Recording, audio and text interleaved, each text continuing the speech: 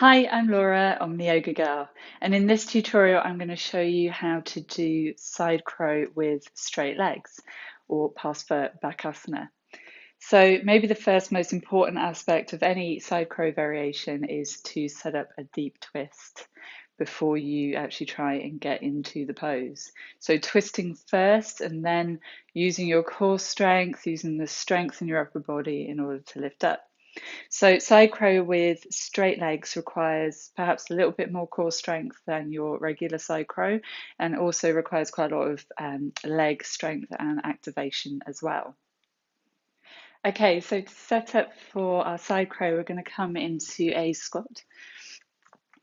So with the feet together, knees together, just up on your tiptoes. And I'm going to twist to the left. So like I said before, setting up that as deep a twist as you can first.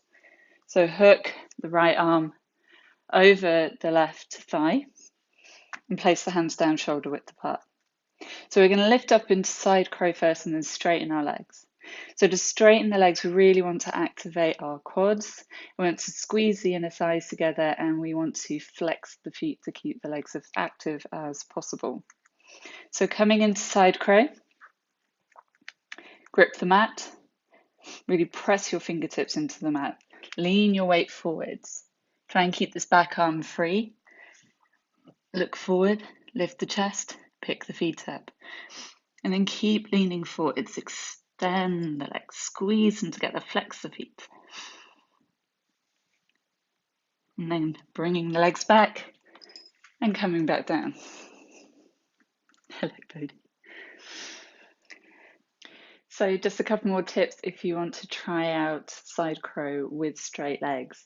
When you're coming into the pose, and even as you're in the pose itself and straightening your legs out to the side, it helps me to think of myself like a seesaw. So it's about finding that balance point.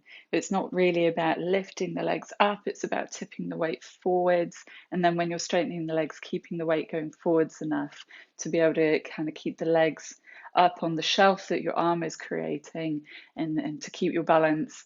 Obviously, we don't want to go too far forwards or too far back. So really, really, really use your core muscles, really squeeze it all in together. You should particularly feel your obliques working. Look forwards, so you kind of look where you're going and say keep the shoulders broad and the chest lifting. And make sure the elbows are hugging into the side, though we're keeping that back arm free and the hips are floating off the arms. We're still keeping those nice sort of chaturanga arm shape going on. So good luck with it and let me know how it goes. Please don't forget to click subscribe and feel free to leave any questions in the comment section. Thank you very much.